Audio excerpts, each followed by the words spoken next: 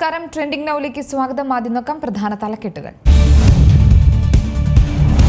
ഗർഭിണിയെ മർദ്ദിച്ച കേസിൽ SHO പ്രതാപചന്ദ്രനെതിരെ വകുപ്പ് തല അന്വേഷണം. നടപടി സസ്പെൻഷന് പിന്നാലെ തനിക്കുണ്ടായത് അതിക്രൂരമായ അനുഭവമെന്ന് ഷൈമോൾ. പോലീസ് സ്റ്റേഷനിലെത്തി യുവതി അതിക്രമം കാണിച്ചുവെന്ന് പ്രതാപചന്ദ്രന്റെ പ്രതികരണം.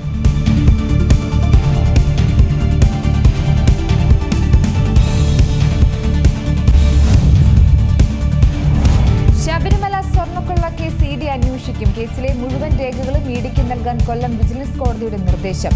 റിമാൻഡ് റിപ്പോർട്ട് ഉൾപ്പെടെയുള്ള അന്വേഷണ രേഖകൾ കൈമാറും. SIT അന്വേഷണം സമാന്തരമായി നടക്കും. സ്വർണ്ണക്കൊള്ളയിൽ N വാസു, മരാരി ബാബു, KS ബൈജു എന്നിവരുടെ ജാമ്യാപേക്ഷ തള്ളി.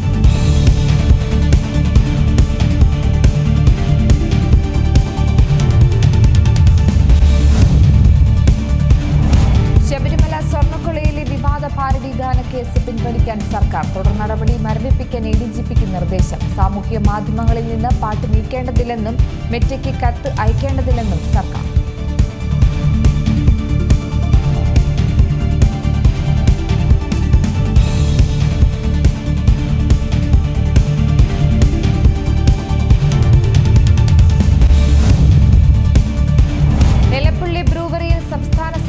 തിരിച്ചടി. ഒയാസിസ് കമ്പനിക്ക് നൽകിയ അനുമതി ഹൈക്കോടതി റദ്ദാക്കി. സർക്കാർ അനുമതി നടപടിക്രമങ്ങൾക്ക് വിരുദ്ധമെന്ന് കോടതി.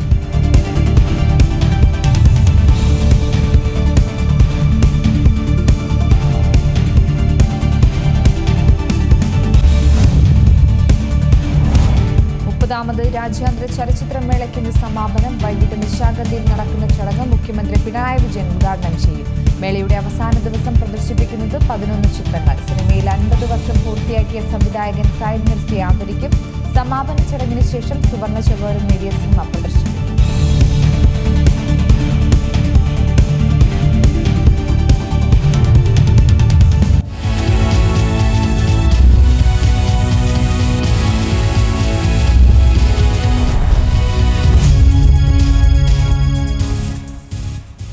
പോലീസ് സ്റ്റേഷനിലെത്തിയ ഗർഭിണിയായ യുവതിയെ പോലീസ് സ്റ്റേഷനുള്ളിൽ മർദ്ദിച്ചതിന്റെ പേരിൽ സസ്പെൻഷനിലായ SHO പ്രതാപചന്ദ്രനെതിരെ വകുപ്പ് തല അന്വേഷണം ഇന്ന് ആരംഭിക്കും.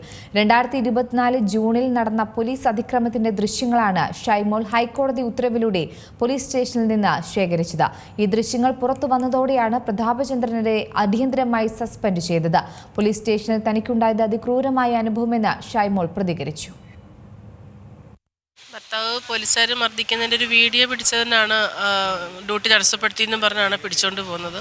പിന്നാലെ ഞാൻ സ്റ്റേഷനിൽ ചെന്നപ്പോൾ അവിടെ ഇട്ട് മർദ്ദിക്കുന്നത് കാണുന്നത്. അപ്പം സ്വാഭാവികമായിട്ട് ഞാൻ ഉറക്കെ നിലവിളിച്ച് കരഞ്ഞു, ഉപദ്രവിക്കരുതെന്ന് പറഞ്ഞു. അപ്പോഴാണ് എന്നെ നാടകം കളിക്കാതെ ഇവിടുന്ന് ഇറങ്ങിപ്പോടിയെന്നും പറഞ്ഞിട്ട് എൻ്റെ നെഞ്ചത്ത് പിടിച്ച് തള്ളി എന്നെ വിടുന്നത്.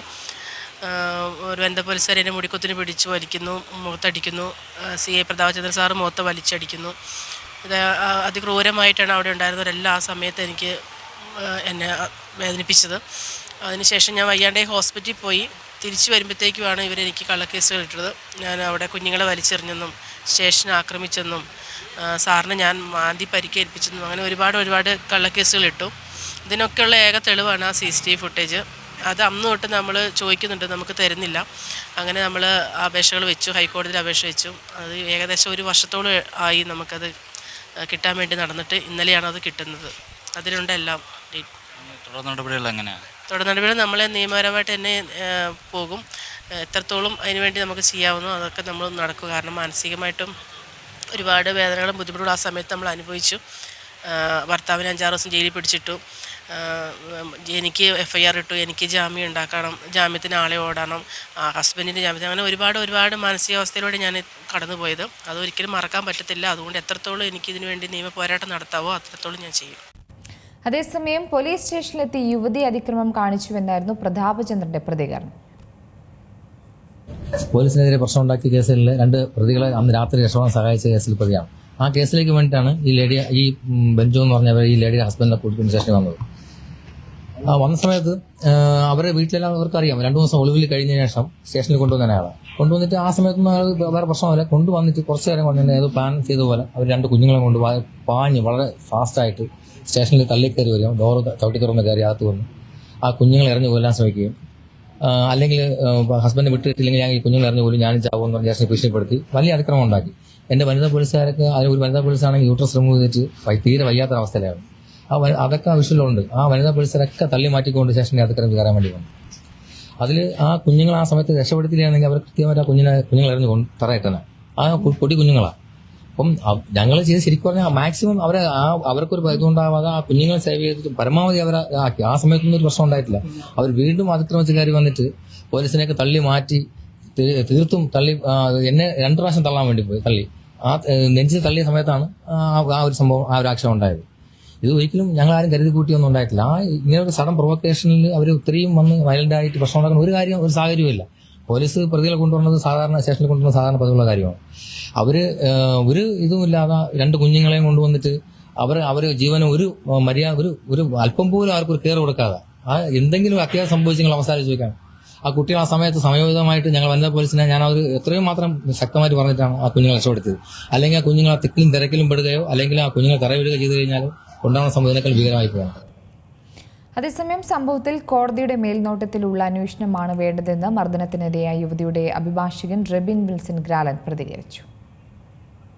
കഴിഞ്ഞ 1.5 വർഷമായിട്ട് സമാനതകളില്ലാത്ത ഒരു പോരാട്ടം നടത്തിയിട്ടാണ് ഷൈമോള് നമുക്ക് മുമ്പിൽ നിൽക്കുന്നത്. ഇപ്പോൾ കേരളത്തിൻ്റെ നാനാഭാഗങ്ങളിൽ നിന്ന് റിപ്പോർട്ടുകൾ സൂചിപ്പിക്കും പ്രകാരം പ്രത്യേകിച്ച് കഴിഞ്ഞ വർഷങ്ങളിൽ ഒരുപാട് പോലീസ് അട്രോസിറ്റീസ് ഉണ്ടായിട്ടുണ്ട്. നമുക്കറിയാം വിദേശ രാജ്യങ്ങളിലൊക്കെ ഇത്തരം ദൃശ്യങ്ങൾ പൊതുജനങ്ങൾക്ക് പകർത്താനും അത്തരം വീഡിയോകൾ തെളിവായിട്ട് എടുക്കുന്ന ഒരു സംസ്കാരമുണ്ട്.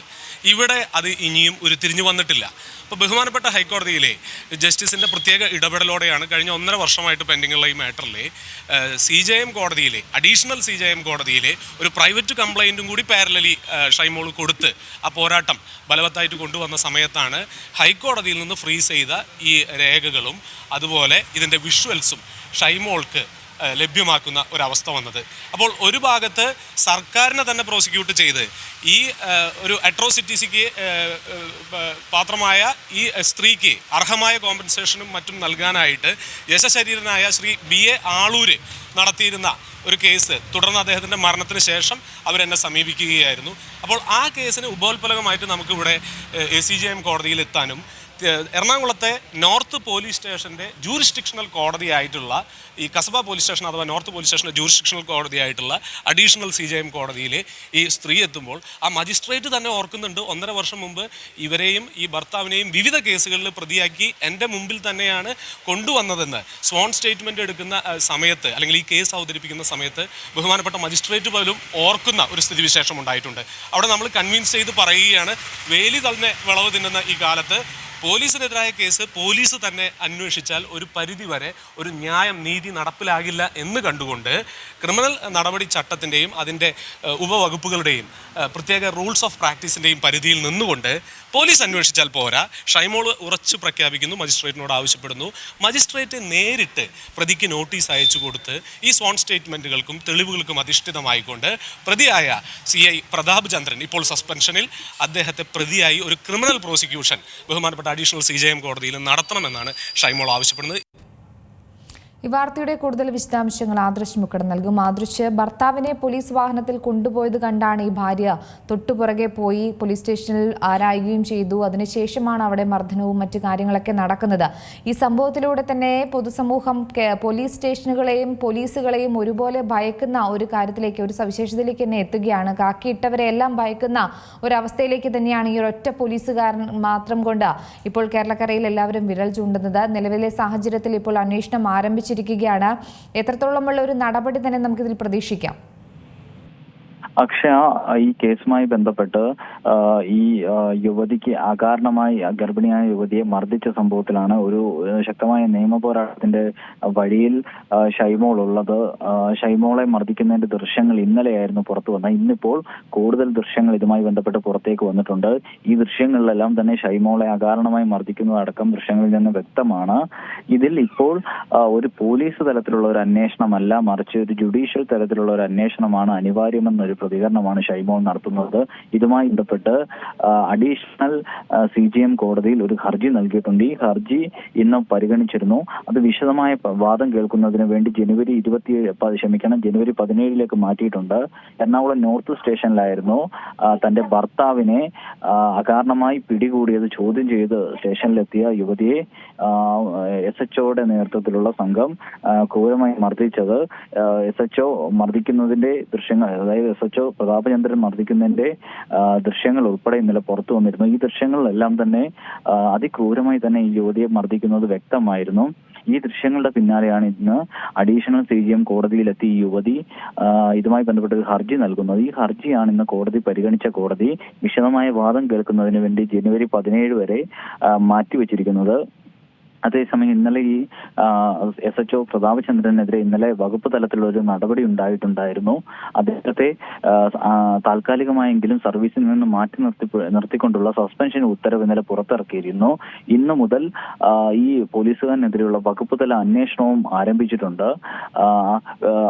അദ്ദേഹം തെറ്റുകാരനെന്ന് കണ്ടെത്തിയാൽ കൂടുതൽ നടപടികളിലേക്ക് കടക്കുകയാണ് ലക്ഷ്യം. മുഖ്യമന്ത്രി ഉൾപ്പെടെയുള്ള ആളുകൾ ഇതിൽ നിർബന്ധമായി നടപടി എടുക്കണമെന്ന നിലയിലേക്കുള്ള ഒരു പ്രതികരണം ഇന്നലെ നടത്തിയിരുന്നു.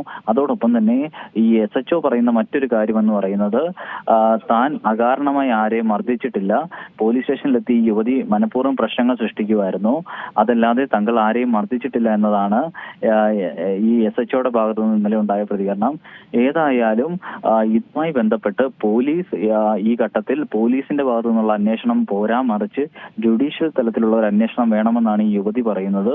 ഇതുമായി ബന്ധപ്പെട്ട് യുവതിയുടെ അഭിഭാഷകനോട് നമ്മൾ സംസാരിച്ചിരുന്നു. അദ്ദേഹം പറയുന്നത് ഇത്തരത്തിൽ സമാനതകളില്ലാത്ത ഒരു ആക്രമണമാണ് ഗർഭിണി കൂടിയായ യുവതി പോലീസ് സ്റ്റേഷനിൽ നിന്ന് നേരിട്ടത്. അത്തരത്തിലൊരു അതിക്രൂരമായ മർദ്ദനത്തിനിരയായതുകൊണ്ട് തന്നെ ഇതിൽ നീതി കിട്ടേണ്ടതായിട്ടുണ്ട്. അതോടൊപ്പം തന്നെ ഈ യുവതിക്കും ഭർത്താവിനുമെതിരെ 2 കേസുകൾ രജിസ്റ്റർ ചെയ്തിട്ടുണ്ട്. ഇതിലൊരു കേസ് ഈ യുവതിയും ഭർത്താവും കൂടി പോലീസ് സ്റ്റേഷനിലെത്തി അനധികൃതമായി മർദ്ദിച്ചു എന്നൊരു കേസാണുള്ളത്. അതായത് പോലീസ് സ്റ്റേഷനിലെ വാതിലുകളും ജനലുകളും അടക്കം നശിപ്പിച്ചു എന്ന നിലയിലേക്ക് ഒരു കേസാണുള്ളത്. എന്നാൽ ദൃശ്യങ്ങളടക്കം വ്യക്തമാണ്. അതായത് ഈ പോലീസുകാർ തന്നെ ഈ പോലീസ് സ്റ്റേഷനിലെ വിവിധ സാമഗ്രികൾക്ക് കേടുവരുത്തുന്നത് ദൃശ്യങ്ങളിൽ തന്നെ വ്യക്തമാണ്. അത്തരത്തിൽ ദൃശ്യങ്ങളിൽ നിന്ന് തന്നെ വ്യക്തമാകുന്ന ഒരു സാഹചര്യത്തിൽ ആ കേസുകളടക്കം റദ്ദാക്കണമെന്നുള്ള ആവശ്യം ഈ ഷൈമോൾക്കും ഭർത്താവിനുമുണ്ട്. ഏതായാലും ഈ കേസിൽ കൂടുതൽ നിയമ നടപടികളിലേക്ക് പോവുകയാണ്.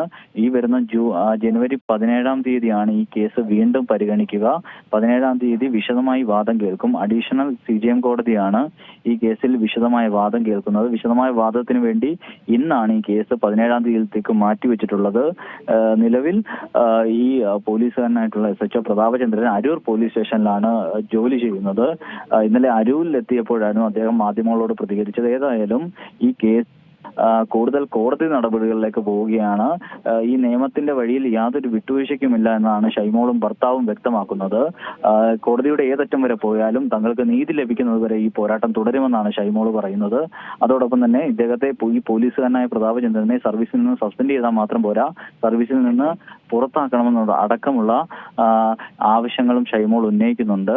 അതോടൊപ്പം തന്നെ ഷൈമോളുടെ വക്കീൽ പറയുന്ന പ്രകാരമാണെങ്കിൽ ഈ പോലീസിന്റെ സർക്കാരിന്റെ ഭാഗത്തു നിന്ന് ഒരു വലിയ തുക നഷ്ടപരിഹാരം അടക്കം. അതുപോലെ തന്നെ ഒരു സംശയം ചോദിക്കട്ടെ, ഇപ്പൊ ഈ പോലീസുകാരൻ സഹപ്രവർത്തകരും നോക്കി നിൽക്കുകയാണല്ലോ ഈ മർദ്ദനം ഈ സ്ത്രീക്ക് നേരെ അഴിച്ചുവിടുന്നത്. അപ്പോൾ ആ നോക്കി നിന്നവർക്കെതിരെയും എന്തെങ്കിലും ശിക്ഷാകുറ്റങ്ങൾ വരാനുള്ള ഒരു സാധ്യതയുണ്ട്? കാരണം ഒരു സ്ത്രീ അടക്കം വനിതാ പോലീസ് അടക്കം അവിടെ ഉണ്ടായിരുന്നു. പക്ഷേ ആദ്യം ഇതിൽ ഈ മർദ്ദനത്തിന് നേതൃത്വം നൽകിയ പ്രതാപചന്ദ്രനെതിരെ ഉണ്ടാകുന്ന നടപടി ഏത് തലത്തിൽ എന്നൊരു കാര്യത്തിലാണ് പൊതുവെ ഒരു ചർച്ചയും. അതോടൊപ്പം തന്നെ ഈ പരാതിക്കാർക്കൊക്കെ ആദ്യം പ്രതാപചന്ദ്രനെതിരെ ഒരു കാര്യക്ഷമമായ നടപടി എടുക്കണം എന്ന നിലയിലുള്ള ഒരു ആവശ്യമാണ് പ്രധാനമായും ഉള്ളത്.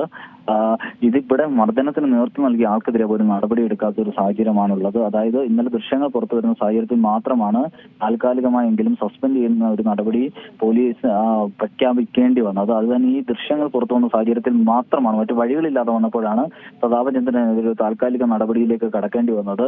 അതിനപ്പുറത്തേക്കുള്ള നടപടികളെ സംബന്ധിച്ച് ഏതായാലും ഷൈമോൾ ഈ ഘട്ടം വരെ മറ്റു പോലീസുകാർക്കെതിരെ ഏതെങ്കിലും നടപടി വേണമെന്നുള്ള ആവശ്യമൊന്നും പറഞ്ഞിട്ടില്ല. അതോടൊപ്പം തന്നെ പക്ഷേ ഈ ദൃശ്യങ്ങളിൽ നിന്നടക്കം വ്യക്തമാണ് ഒരു വനിതാ പോലീസുകാരിയാണ് ഈ ദൃശ്യങ്ങളുള്ളത്. മറ്റു പോലീസുകാരും ഈ സംഭവം നടക്കുമ്പോഴൊക്കെ അവിടെ ഈ മറ്റോ പിടിച്ചു മാറ്റാനോ അല്ലെങ്കിൽ ഇതിൽ ഇടപെടാനൊന്നും തയ്യാറാകാതെ കണ്ടുകൊണ്ട് കാഴ്ചക്കാരായി മാത്രം നിൽക്കുന്ന കാഴ്ച ഈ ദൃശ്യങ്ങളിൽ നിന്ന് വ്യക്തമാണ്. ഏതായാലും ഇതിൽ ഒരു ശക്തമായ നിയമ പോരാട്ടത്തിന്റെ വഴിയിലാണ് അക്ഷയ ഷൈമോളുള്ളത്.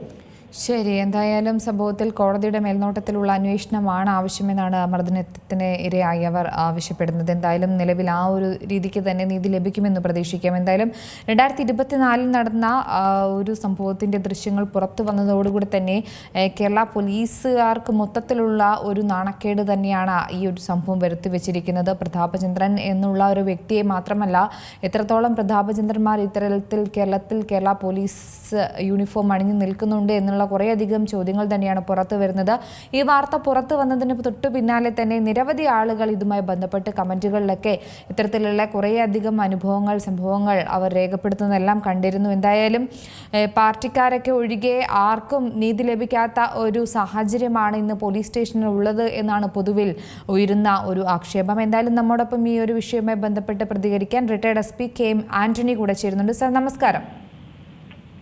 നമസ്കാരം. ഈ കൈക്കുഞ്ഞുങ്ങളുമായി സ്റ്റേഷനിലെത്തിയ യുവതി തന്റെ ഭർത്താവിനെ പോലീസുകാർ മർദ്ദിക്കുന്നത് കണ്ടാണ് ഇതിന്റെ തുടക്കം. ഇത് 2024 കഴിഞ്ഞ ദിവസം നമ്മൾ ചർച്ച ചെയ്തതാണ്. 2024 നടന്ന സംഭവത്തിന്റെ 2025 ഈ അവസാനത്തോടുകൂടെ ഇതിന്റെ വിധി വരുമ്പോൾ നമുക്ക് ആകെ ഞെട്ടലുണ്ടാക്കുന്ന കുറേ കാര്യങ്ങളെന്ന് ചോദിക്കുക. ആദ്യം തന്നെ, ഇതാണോ പിണറായി വിജയൻ സർക്കാരിന്റെ സ്ത്രീ സുരക്ഷ?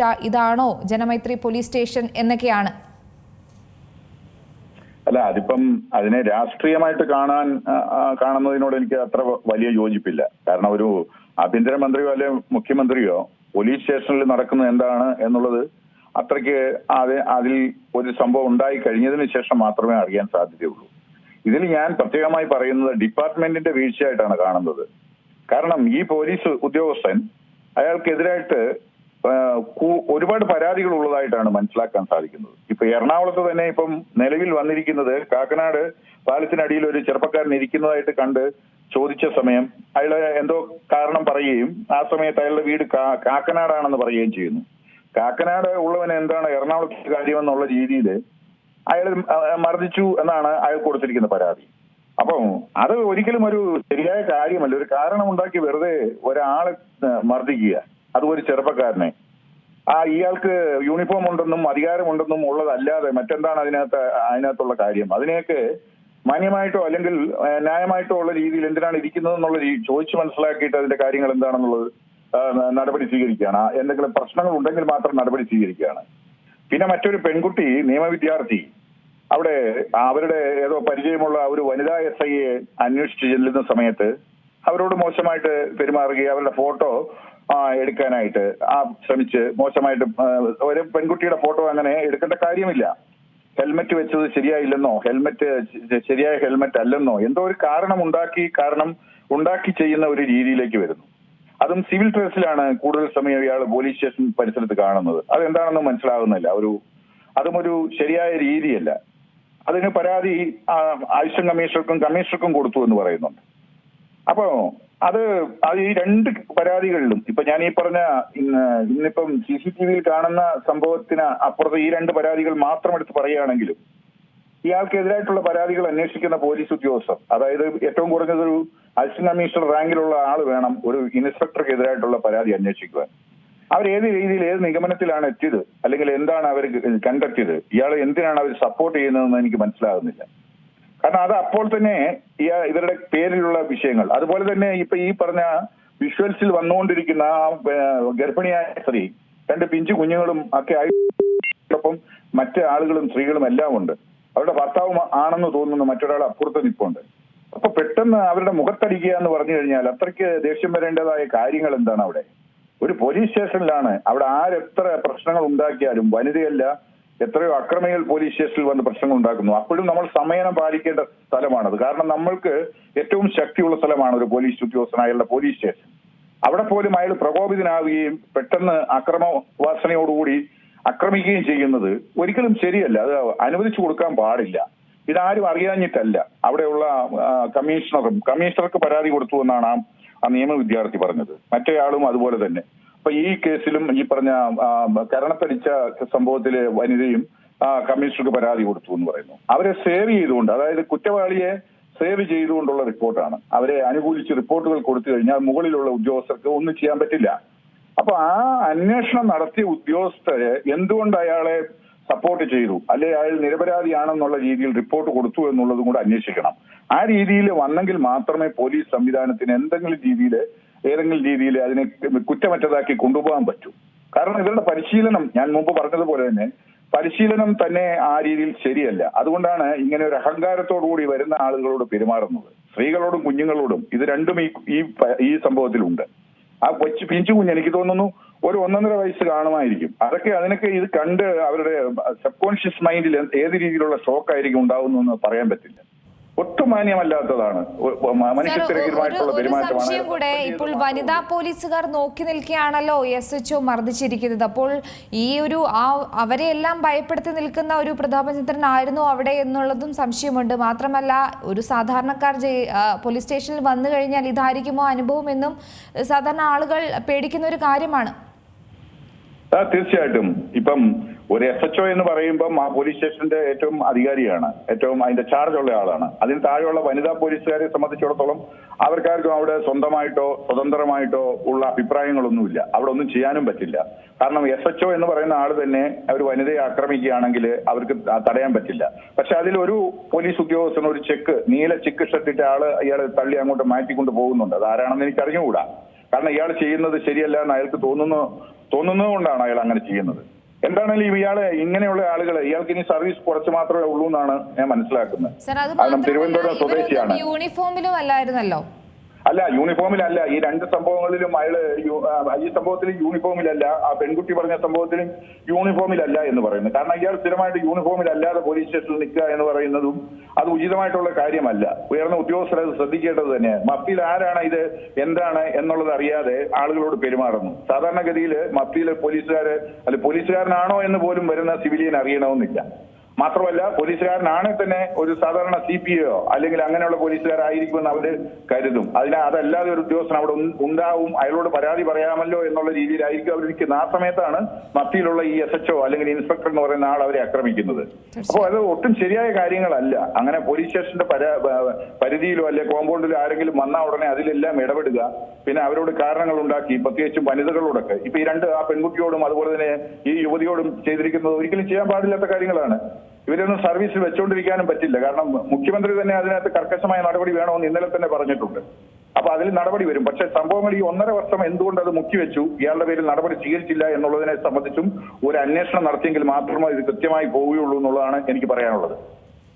ശരി സർ, വളരെയധികം നന്ദി അവസരത്തിൽ പ്രതികരിച്ചത്. എന്തായാലും അദ്ദേഹം പറഞ്ഞതുപോലെ തന്നെ ഇത്തരം ക്രൂരതകൾ സംസ്ഥാനത്തുടനീളെ നടക്കുന്നുണ്ടോ എന്നും പരിശോധിക്കേണ്ടത് അത്യാവശ്യമാണ്. കാരണം ഇനിയും എത്ര ദൃശ്യങ്ങളും തെളിവുകളും ഒക്കെ പുറത്തു വരാതെ കെട്ടിക്കിടക്കുന്നുണ്ട്.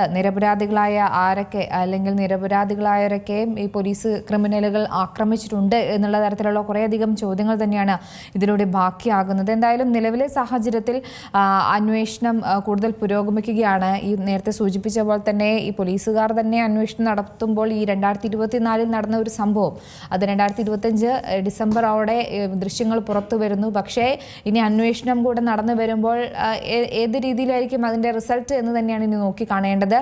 എന്തായാലും മർദ്ദനത്തിനിരയായ യുവതിയുടെ അഭിഭാഷകൻ ശ്രീ റെബിൻ വിൽസൺ ഗ്രാലൻ കൂടെ ചേരുന്നുണ്ട്. സർ നമസ്കാരം. റബിൻ, ഈ പറഞ്ഞതുപോലെ തന്നെ സംഭവത്തിൽ കോടതിയുടെ മേൽനോട്ടത്തിലുള്ള ഒരു അന്വേഷണമാണ് ആവശ്യം. ഇപ്പോൾ നിലവിലെ സാഹചര്യത്തിൽ കോടതി നടപടികളൊക്കെ പുരോഗമിക്കുകയാണ്. പക്ഷേ ഇതിലൂടെയെല്ലാം ഈ ക്രൂരതകളൊക്കെ സംസ്ഥാനത്തുടനീളം നടക്കുന്നുണ്ടോ? മറ്റ് പോലീസ് സ്റ്റേഷനുകളിലേക്കും ഈ ഒരു പ്രതാപചന്ദ്രൻ പോലുള്ള ക്രിമിനലുകൾ വാഴുന്നുണ്ടോ എന്നൊരു അന്വേഷണം പരക്കെ ആവശ്യമില്ലേ? കാരണം എത്രയൊക്കെ നിരപരാധികളും അതുപോലെ തന്നെ എത്രയെത്രയും ദൃശ്യങ്ങളും തെളിവുകളും സഹിതം കൊണ്ടുവന്നാൽ പോലും ഇതൊക്കെ എപ്പോഴും ചോദ്യം ചെയ്യുന്ന അല്ലെങ്കിൽ ചില വാർത്തകളിൽ മാത്രം ഒതുങ്ങിപ്പോകുന്ന സംഭവമായി മാറുമോ എന്നൊരു സംശയമുണ്ട്. തീർച്ചയായും ഈ പ്രതാപചന്ദ്രൻ എന്ന് പറയുന്നത് ഇതിന്റെ ഒരു സ്പെസിമെൻ മാത്രമാണ്. ഗുണ്ടായുസവും കുറ്റവാളികളുടെ വാസനയുമുള്ള പോലീസുകാരുടെ കേരള പോലീസിലെ ഒരു ചെറിയ ശതമാനത്തിന്റെ ഒരു ക്രോസ് സെക്ഷൻ മാത്രമാണ് പ്രതാപചന്ദ്രൻ എന്ന് കാണേണ്ടി വരുന്നത്. ഒരു ഐസ് മലയുടെ ഒരു മുനമ്പ് മാത്രമായിട്ട് ഈ വിഷയത്തെ കാണേണ്ടി വരും. കഴിഞ്ഞ 1.5 വർഷമാണ് ഈ ദമ്പതികൾ കൃത്യമായ ഒരു വിഷ്വലായിട്ട് ഈ സ്റ്റോറി ജനങ്ങളുടെ മുമ്പിലേക്ക് എത്തിക്കാൻ അവർ കാത്തിരുന്നത്. ഈ 1.5 വർഷത്തിനുള്ളിൽ ഒരു പക്ഷേ മാനിപ്പുലേഷൻ നടക്കുന്നു, ടാമ്പറിംഗ് നടക്കുന്നുവെങ്കിൽ ഈ സത്യം ജനത്തിന്റെ മുമ്പിലേക്ക് എത്തില്ലായിരുന്നു. ഇപ്പോൾ ഇന്ന് ഹൈക്കോടതിയുടെ കേസ് ഒപ്പം മജിസ്ട്രേറ്റ് കോടതിയിലെ കേസ് പരിഗണിച്ച ബഹുമാനപ്പെട്ട അഡീഷണൽ ചീഫ് ജുഡീഷ്യൽ മജിസ്ട്രേറ്റ് കോടതി ഈ കേസിൽ കൂടുതൽ സാക്ഷിമൊഴിയുടെ വിസ്താരങ്ങൾ എടുത്തതിന് ശേഷം ഈ ഹാർഡ് ഡിസ്ക് ഉൾപ്പെടെ ദൃശ്യങ്ങൾ ലഭിക്കുന്നതിലേക്കായി 17-ാം തീയതി ജാനുവരിയിലേക്ക് ഈ കേസ് വെച്ചിരിക്കുകയാണ്. അതിൽ കൂടി ഈ കുടുംബത്തിന് നീതി ലഭിക്കുമെന്ന് തന്നെ നമുക്ക് കാണേണ്ടി വരും. ഈ CI പ്രതാപ് ചന്ദ്രനെ സസ്പെൻഡ് ചെയ്തുവെങ്കിൽ പോലും അദ്ദേഹത്തിനെതിരെയുള്ള ക്രിമിനൽ പ്രോസിക്യൂഷൻ പ്രതി എന്ന നിലയിലുള്ള നടപടികളുമായിട്ടാണ് ഈ കുടുംബം മുന്നോട്ട് പോകുന്നത്. അത് ബഹുമാനപ്പെട്ട അഡീഷണൽ CJM കോടതിയിൽ വരും ദിവസങ്ങളിൽ മുന്നോട്ട് പോകും. ജനുവരി 17-ാം തീയതിയിലേക്ക് കേസ് വെച്ചിരിക്കുന്നു. അന്ന് തുടർന്നുള്ള സാക്ഷിമൊഴികളും മറ്റുമായിട്ട് ഈ സ്വകാര്യ അന്യായത്തിൽ അദ്ദേഹത്തിന് പ്രതിയായ ആൾക്ക് BNS അനുസരിച്ചിട്ട് നോട്ടീസ് അയച്ച് കേസിന്റെ കാര്യങ്ങൾ മുന്നോട്ട് പോകും. സെക്ഷൻ 223 അനുസരിച്ചിട്ട് ഇപ്പോൾ മാൻഡേറ്ററി നോട്ടീസാണ് പ്രതിക്ക്, അതിലേക്ക് കടക്കും. എന്നാൽ ഇതിൽ പ്രയറിലെ ഈ സ്വകാര്യ അന്യായത്തില് വളരെ യുണീക്ക് ആയിക്കൊണ്ട് പോലീസിനെതിരെയുള്ള കേസ് പോലീസ് തന്നെ അന്വേഷിച്ചതുകൊണ്ട് കാര്യമില്ല. പകരം BNS വകുപ്പ് 225 പ്രകാരം മജിസ്ട്രേറ്റ് തന്നെ നേരിട്ടിട്ട് ഇൻക്വയറി നടത്തി അതിന്റെ സത്യം കണ്ടെത്തണമെന്ന വാദം നമ്മൾ മുന്നോട്ട് വെച്ചിട്ടുണ്ട്. തീർച്ചയായും പറഞ്ഞു വന്നതുപോലെ തന്നെ വേലി തന്നെ വിളവ് തിന്നുന്ന ഒരു കാഴ്ചയാണ് നമ്മളിപ്പോൾ ഈ ഒരു വർഷം ഈ ഒരു കേസുമായി ബന്ധപ്പെട്ട് കണ്ടതല്ലേ. അപ്പോൾ ഈ ദൃശ്യങ്ങളും തെളിവുകളൊക്കെ പുറത്തു വന്നില്ലായിരുന്നെങ്കിൽ ഇതൊക്കെ വെറും ആരോപണങ്ങളായിട്ട് മാത്രം ഒതുങ്ങിയേനെ. അല്ലെങ്കിൽ ഈ പ്രതാപചന്ദ്രനെ പോലുള്ള ആളുകൾക്കെതിരെ പറയാൻ ആ സ്റ്റേഷനിൽ ആരും തന്നെ ധൈര്യപ്പെടില്ലായിരുന്നു. തീർച്ചയായും ഈ തമിഴിലൊരു ചൊല്ലുണ്ട്, പൈത്യക്കാരെ പാക്കണം പൈത്യക്കാരൻ ഡോക്ടർക്ക് പൈത്യം വന്നാൽ ആര് പാപ്പറയും. ഭ്രാന്തിനെ ചികിത്സിക്കേണ്ട ഭ്രാന്തിന്റെ ഡോക്ടർക്ക് തന്നെ ഭ്രാന്ത് പിടിക്കുന്ന ഒരു അവസ്ഥ വന്നു കഴിഞ്ഞാൽ, മാനസിക രോഗമാകുന്ന അവസ്ഥ വന്ന് ആര് പിന്നെ ചികിത്സിക്കുമെന്ന്. അതുപോലെയാണ് നിങ്ങൾ സൂചിപ്പിച്ച വേലി തന്നെ വിളവ് തിന്നുന്ന ഈ അവസ്ഥ വന്നിരിക്കുന്നത്. ആ സമയത്താണ് BNSന്റെ പ്രത്യേക വകുപ്പ് അനുസരിച്ചുകൊണ്ട് ഈ വിളവ് തിന്നുന്ന വേലിക്കും അപ്പുറം മജിസ്ട്രേറ്റിന്റെ പ്രത്യേക അധികാര പരിധികൾ ഉപയോഗിച്ചുകൊണ്ട് നേരിട്ട് തെളിവെടുക്കാനുള്ള വകുപ്പിന് നമ്മൾ സമമായി പൊതുജനങ്ങൾ നീതിക്ക് വേണ്ടി ഉപയോഗിക്കേണ്ടത്.